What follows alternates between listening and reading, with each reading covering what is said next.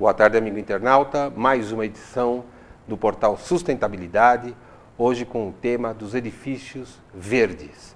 Para que serve um edifício verde? Uma certificação para o LEED para o edifício verde, que ganho a sua empresa poderá obter certificando a sua construção. E para falar sobre esse tema muito interessante nos dias de hoje, temos aqui em nossos estúdios o Marcos Casado da Sustentec. Marcos, muito obrigado por ter vindo. Obrigado, boa tarde, Roberto. É um Espero prazer poder que você possa trazer aquilo que às vezes o internauta não percebe, ou o empresário não percebe, aquilo que está claramente no mundo, que são as vantagens dos edifícios verdes. Com certeza, a gente vai falar bastante sobre isso e é legal essa dica que você dá já, porque muitas vezes a gente entra num prédio que é sustentável e a gente não tem esse olhar do que é o sustentável. Às vezes até tá. Às vezes até tá, e não percebe. Legal. Antes de nós começarmos o nosso programa, eu queria fazer um agradecimento aos meus amigos da Ecogerma, da Câmara Brasil-Alemanha. Peço aí, Fábio, agora nos dias 5 e 6 de agosto, a Câmara Brasil-Alemanha mais uma vez realizará a Ecogerma. Quem tiver interesse em participar, entre no site ecogerma.com, faça a sua inscrição e entenda um pouquinho também dos negócios sustentáveis através da Ecogerma, da qual o portal se sente honrado em ser o apoiador oficial, além de, no dia 6, nós seremos um dos moderadores dos debates dos empresários alemães e brasileiros no evento. A Daniele, muito obrigado mais uma vez pelo convite, o segundo ano que estou lá participando daquele belíssimo evento, que é hoje o maior evento das câmaras de comércio latino-americano em sustentabilidade. Daniele, mais uma vez, obrigadíssimo. Bom, Marcos, o que é certificação LEED? A certificação LEED ela foi desenvolvida pelo United States Green Building Council, o GBC dos Estados Unidos, em 1999, para poder dar uma orientação para o mercado sobre como construir de forma sustentável. Como a gente vai construir um edifício sem ter tantos impactos, que é os impactos que a gente sabe que os edifícios geram. Então ele foi desenvolvido em 1999 nos Estados Unidos, hoje ele é usado em mais de 140 países, foi a certificação que mais se internacionalizou nesses anos todos. No Brasil, a certificação LEED chegou em 2007, até um projeto que eu tive a oportunidade de participar, que foi uma agência do Banco Real, na época. Sim. Foi a primeira construção certificada pelo LEED na América do Sul. Agência Granja Viana, ali na Raposo Tavares. Sei. E aí foi legal porque ela acabou abrindo um mercado interessante, porque se comprovou que era possível de construir de forma sustentável também no Brasil. Ou seja, isso requer então um projeto totalmente focado para isso naturalmente, Sim, nasce desde do conceitual, uma preocupação em como você vai primeiro escolher o terreno. Então ele tem na verdade 6 grandes categorias, que é espaços sustentáveis, que são características de escolha do terreno, de como você vai fazer a gestão da água pluvial nesse terreno, para evitar impactos depois no futuro. Toda uma preocupação também com a localização do empreendimento. Então, se ele já é um empreendimento que está bem localizado, que tem uma certa infraestrutura de transporte, de serviços próximos, ela Você é engenheiro de formação, né? Engenheiro de formação, engenheiro civil. Então, essa construção ela vai gerar menos impacto, porque ela evita que as pessoas tenham que se deslocar a grandes distâncias. Uma outra categoria importante é a do uso racional da água, principalmente com a crise que nós temos em São Paulo. É importante a gente repensar essa questão. E as edificações hoje elas consomem muita água. Em torno de 21% de toda a água tratada ela é consumida dentro de edificações, sejam elas comerciais ou residenciais. 21%.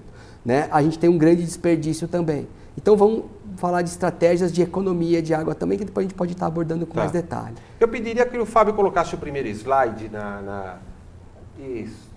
Ou seja, quando você vai fazer uma certificação LEED, você tem que seguir esta dinâmica aí, né? Esse é o carro-chefe que normalmente a gente trabalha, A gente faz um diagnóstico, porque muitas vezes quando a gente entra, a gente já está entrando um pouquinho atrasado, que o projeto já está meio que definido, esse conceitual, está indo para um projeto básico.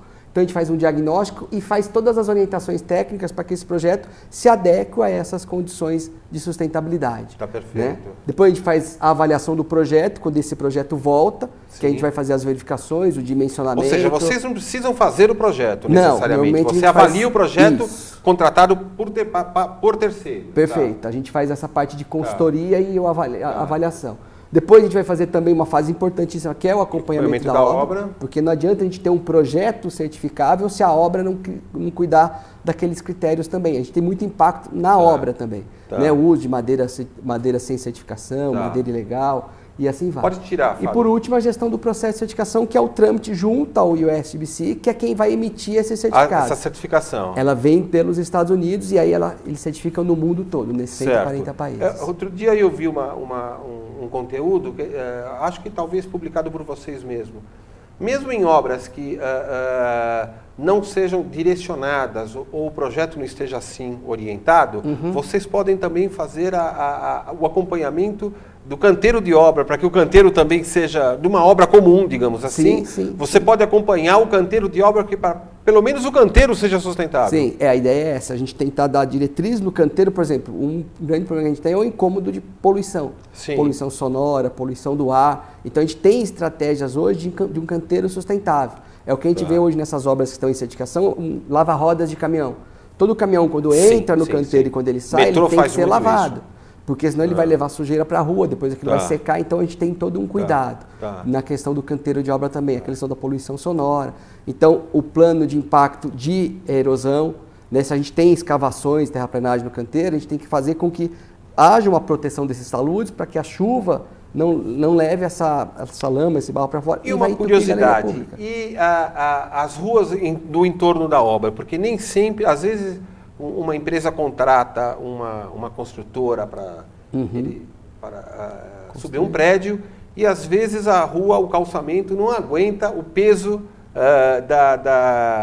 dos caminhões no redor. Vocês também têm o hábito de avaliar esse impacto? Sim, também. A gente acaba olhando o entorno como um todo, né? Então a proteção da sua, se há algum tipo de problema, a gente vai estar sanando para evitar que isso se agregue e aumente ainda mais esse problema. Então há toda uma gestão desse empreendimento, né? Desde a fase de projeto, a construção e a operação. Legal. E o bacana também é que esse conceito ele pode ser aplicado também a prédios existentes.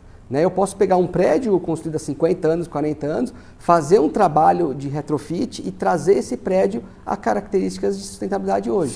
Sim. Né? Isso às vezes tem um pouco mais de impacto, porque a gente está falando de uma construção que já está construída, mas é muito mais sustentável, Roberto, do que a gente pensar em demolir esse prédio e fazer um outro novo.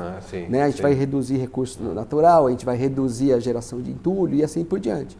Então isso também é possível e hoje muitas vezes as indústrias têm partido muito para esse mercado, shopping centers, né? As grandes lojas de varejo, por quê? Porque eles não vão destruir e começar de novo. Lógico. Então você começa a fazer esse trabalho de retrofit também. Perfeito. Por favor, o próximo slide, Fábio. Aí. Fala um pouquinho sobre essas possibilidades, quer dizer, reuso de água. Isso, esse é um pouquinho dos itens que a gente estava falando que trabalha naquela questão do uso racional da água. Uma das estratégias muito usadas hoje é o projeto de água pluvial. É o captar essa água pluvial e fazer um reuso dessa água. Né? Por quê? Porque não basta a gente só capturar a água do telhado, a gente tem que ter um tratamento, tem que ver para onde a gente vai usar essa água. Então, todo o sistema que vai trabalhar com água de reuso, ele tem que ter no mínimo 2 tubulações. Uma que é para água potável, que é para fins potáveis, e a outra para água de reuso, que normalmente é usado para irrigação, para lavagem de piso, você não vai precisar dos slides, né? Você tem Então, tranquilo. Fábio, pode te retirar, por gentileza. Eu queria deixar claro, inclusive, para o amigo internauta, para o empresário, que o reuso de água, captação de água de telhados, a economia na conta da Sabesp, obtida através da instalação de uma cisterna no solo, o investimento para 10 mil litros chega próximo a 10 mil reais. Ou seja, a economia feita em 90 dias na conta da Sabesp, né, paga esse investimento, sem contar que pode criar também outras alternativas, como facilitar ou melhorar o programa de combate a incêndio, caso haja, porque tem alguns que sequer possuem um combate de incêndio minimamente organizado. Né? É verdade. E até a questão da enchente, né, Roberto? Porque a gente acaba captando aquela água pluvial e você não joga na rede pública. Ou seja, tem dia que você não pode sair de dentro do teu escritório porque tem água na rua, pelo menos você guardou a água no subsolo. Né? Verdade. Outros produtos que que a certificação LEED permite que seja utilizado. Então aí quando a gente fala de água, então a gente tem 2 conceitos básicos. Primeiro é a redução do consumo de água ao máximo possível. Sim. Então a gente tem hoje válvulas dual flush, que são válvulas de 3 e 6 litros, a gente tem torneiras automáticas, tem um monte de sistemas hoje que fazem isso. E aí depois é usar essa água de reuso, que ela pode ser água pluvial, mas ela também pode ser água que está sendo gerada pelo próprio, dentro empreendimento. do água cinza ou água negra, tá. que você trata e faz o reuso. Explica o que é água cinza para o pessoal entender. Água cinza... Isso, água cinza é água de chuveiro, água de lavatório, são aquelas águas que não têm fezes, assim por diante. Sim. Aí a gente considera a água negra, que é uma água que precisa de um tratamento mais específico e tal, mas tanto uma quanto a outra ela pode ser utilizada. Tá legal. Uma outra categoria bem utilizada é a questão da eficiência energética, né? Uma preocupação com a eficiência energética. E o porquê isso? Hoje os edifícios já consomem quase 50% da energia gerada no país. Né, os últimos números, os edifícios em geral, residencial, comercial, industrial, eles têm um consumo muito alto. Né? Por que a gente tem esse consumo? Porque cada vez mais a gente está vendo ar-condicionado, muitos equipamentos dentro de casa. A urbanização da cidade, do país, melhor dizendo. Então isso tudo acabou gerando um consumo maior dentro dos edifícios. Então a gente vai buscar o quê? Algumas alternativas para compensar esse consumo de energia. Uma das alternativas é aproveitamento passivo de luz natural e de ventilação natural. Sim. Isso faz com que a gente economize energia. Outra forma de gastar menos é gerar uma energia ou consumir uma energia renovável. Sim. E aí os edifícios estão cada vez mais instalando sistemas fotovoltaicos que geram energia através da energia solar e aí compensam esse seu uso. Ou energia eólica também, microgeradores, ou vindo de fontes eólicas também. Sim. Então a gente tem algumas estratégias interessantes. O maior vilão de eficiência energética do edifício é o ar-condicionado. Quando a gente fala em prédios comerciais e em residenciais em algumas regiões do Brasil. E existem hoje várias estratégias para a gente economizar o ar-condicionado. Existem sistemas VRF, sistemas de VRV, são sistemas de ar-condicionado muito mais eficientes e que gastam menos energia. Mas esse já para instalações que já estão em funcionamento ou precisa que o projeto seja orientado para esse tipo de instalação? Você pode fazer a troca do sistema convencional por um sistema desse, já for um prédio existente, ou se você vai fazer um prédio novo, você já nasce com uma tecnologia assim. Na pior das hipóteses, na troca do sistema, o payback disto em quantos anos? Ele não vai passar aí de 5 anos. Tá, a gente ótimo. tem hoje um investimento razoável. 5 anos é muito, muito bom. Sim. Falando em construção civil, né? Quando a gente fala na construção sustentável como um todo, a gente hoje tem um custo adicional para construir um prédio verde em torno de 0,5% a 7% do custo do edifício convencional. Né? E a gente tem uma economia que ela chega a torno de 8%, 10% operacional, mês a mês daquele edifício. Mês a mês. Então, por isso, esse payback está hoje em torno de 5 anos. No total, né? ou seja, eu investindo no planejamento, no projeto, numa assessoria como uma empresa como a sua, ao longo de meia dúzia de anos eu tenho isto pago. E aí passa a ser lucro a partir do 7º ano. Com certeza. Quando a gente fala em construir, a gente está pensando em 40, 50 anos. Sim. É totalmente Até para ser mais detalhista, por exemplo, a gente fala em redução do consumo de água, a gente consegue atingir 50%, 60% de economia de água no edifício. Energia, a gente chega a 30%, 35%. 40% de economia de água. Então a gente tem aí um ganho muito importante. Né? Uma outra categoria que é importante a gente salientar é a questão dos materiais. Os materiais estão sendo usados hoje nessas novas edificações. Então a gente tem usado muito material que é material construído através de resíduo. Né? Que são os materiais. Dizer, o material já é reutilizado. Uma matéria-prima reciclada. Legal. Né? Então a gente tem pisos elevados para edifícios comerciais, pisos elevados para as áreas externas. Para passar tubulação por baixo, sem afetar o piso. Que são feitos de plástico reciclado, de polipropileno. Né? A gente tem também um monte de material que a gente fala que tem materiais com baixo composto orgânico volátil. O que é isso? É o cheiro. É o cheiro de tinta, cheiro de cola, cheiro de adesivo. Se a gente não tem esse cuidado, quando a gente ocupa esse prédio já está contaminado. Então a gente tem que ter um cuidado com a especificação desses materiais. Né? Perfeito. A gente tem estratégias de paredes verticais, paredes verdes, telhados verdes. E isso faz o quê? Isso contribui com várias formas com o edifício. Primeiro que se você tem um telhado verde, você vai estar captando a água da chuva, essa água já vai chegar filtrada. Vai estar resfriando também o ambiente, menos consumo de energia por ar-condicionado.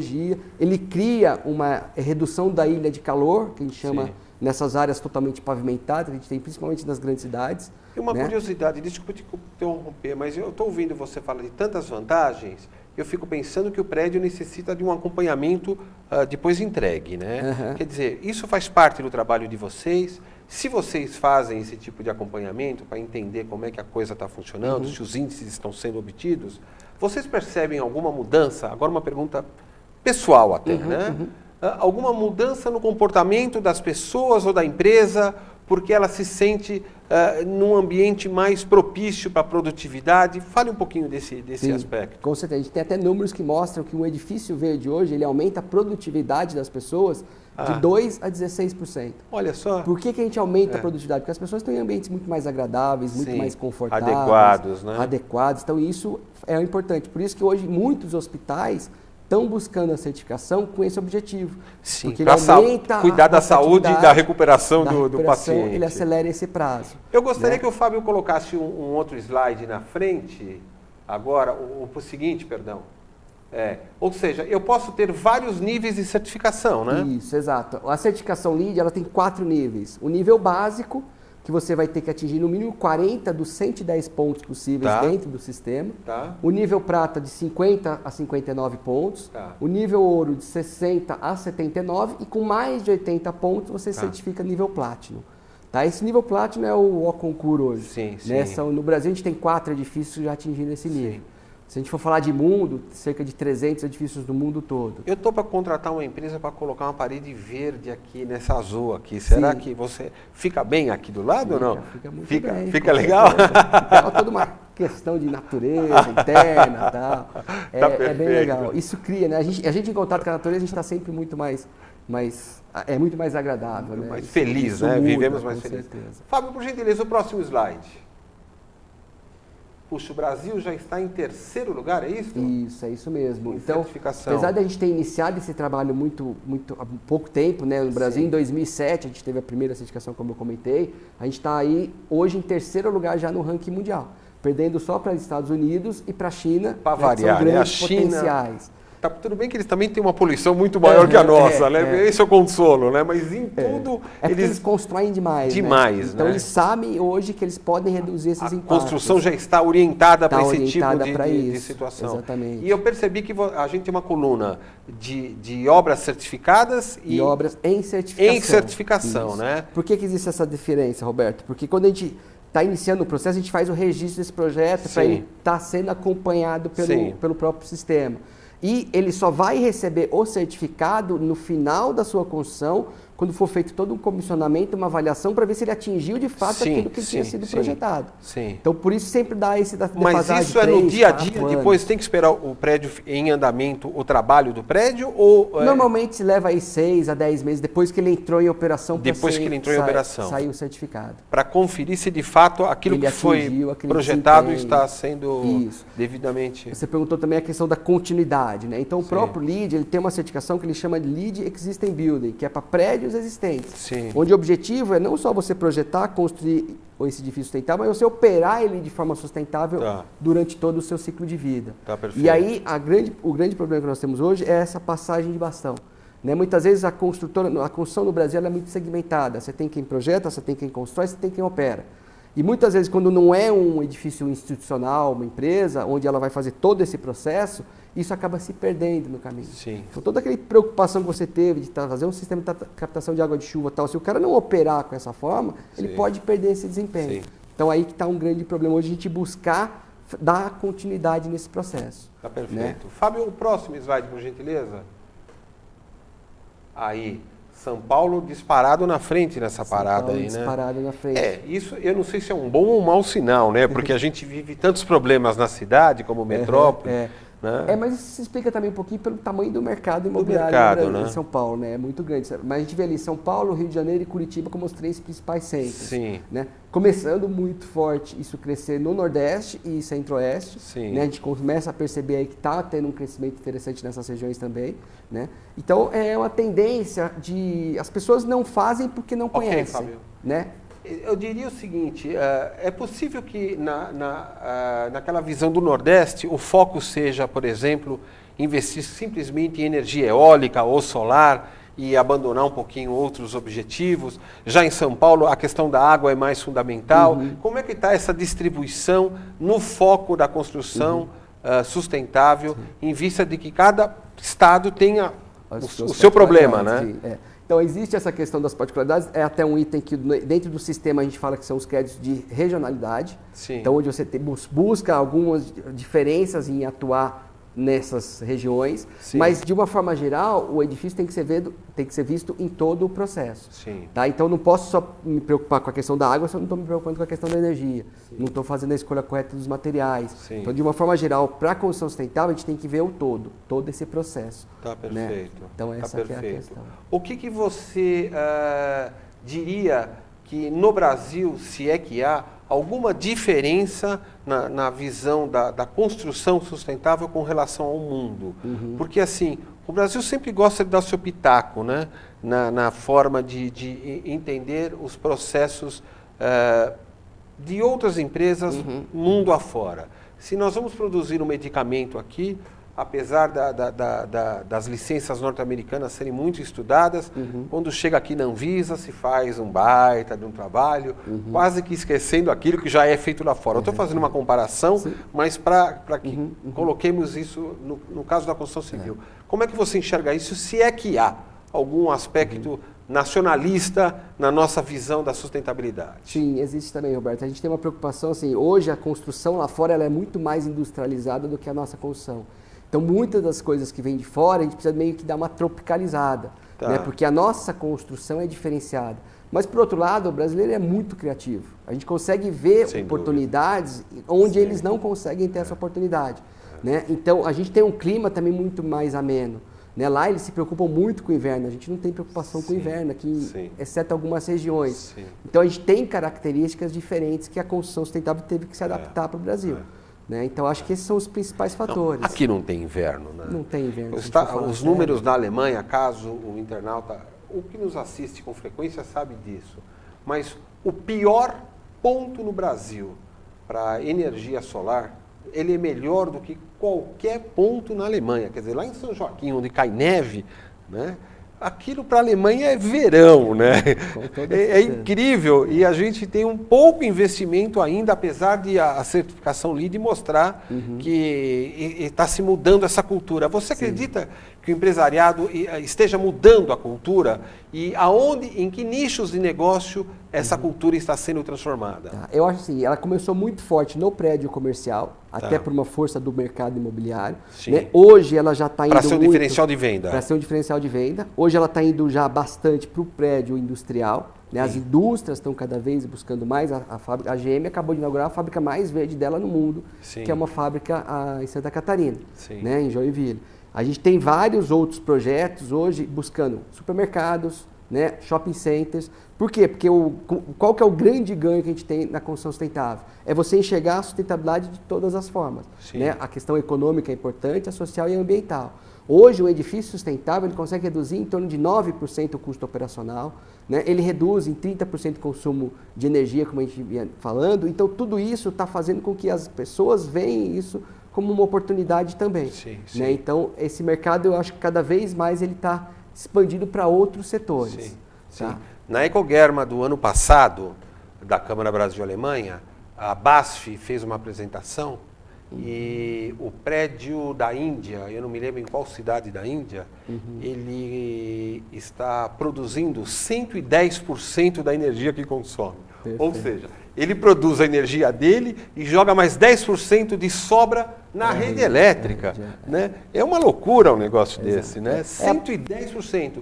E tinha um representante de uma universidade da Alemanha, que agora não me recordo qual cidade, profundo conhecedor de energia solar, ele tinha ataques de incompreensão, porque nós estávamos vivendo um calor naquele dia aqui em São Paulo, e ele conhece o Ceará e todo o Nordeste. Ele falou, eu não me conformo como que a energia solar não seja utilizada aqui no Brasil. É verdade. Esse é um mercado que está começando a crescer, né? A gente estava até comentando. Hoje o estado do Ceará é o maior produtor de energia eólica no país. Ele já atende 35% da sua demanda. Ele já tem contratado até 2018, ele vai atingir 100% da demanda do estado em energia eólica. Em 2018, está pertinho, 4 anos. Em 2020 ele chega a produzir seria a próxima Copa do Mundo, apesar que não é um referencial muito bom para a gente lembrar, mas de qualquer forma, na próxima Copa, a gente já estaria, o estado com índices alemães no Ceará. Com certeza. Espero que os índices alemães estejam também no futebol em 2018. Esperamos. Eu queria agradecer muito a sua presença aqui. Tá? Obrigado. Eu acho que foi muito ilustrativo e eu espero contar em outras oportunidades que você traga novidades desta área toda, que é muito importante para o atacadista que nos acompanha, para o Instituto de Engenharia, que temos amigos lá, nossa coluna, que graças a Deus vai muito bem dentro do Instituto de Engenharia. Eu pediria para que o Fábio colocasse o slide do Marcos aí da Sustentec. Você, amigo, internauta, empresário, quiser entrar em contato, saber um pouquinho mais sobre a Sustentec, aí está o endereço eletrônico deles. Entre no site, que é muito bonito por sinal, os telefones de São Paulo e Rio de Janeiro, para que você tenha uma empresa e uma vida mais sustentável. Até na sua casa, quem sabe, né? Não podemos dar uma analisada como fazer a nossa própria vida pessoal ser mais adequada, né? Com certeza. Marcos, muito obrigado por ter vindo. Eu acho que o programa ganhou muito em qualidade, em conteúdo, com a sua presença aqui. Obrigado, Alberto. Eu que agradeço. Queria deixar um abraço para todos também e conte com a gente quando for preciso. Vai voltar para tomar um café com a gente. Amigo internauta, grato mais uma vez pela participação. Portal Sustentabilidade, lembrando, dia 5 e 6 estaremos na Câmara Brasil-Alemanha, mediando os debates da Ecogerma, e dia 16, se não me falha a memória, na Escola Pan-Americana de Artes, falando sobre a inovação do mercado brasileiro e o modelo de recursos humanos no Brasil. Então, até a próxima semana e muito obrigado.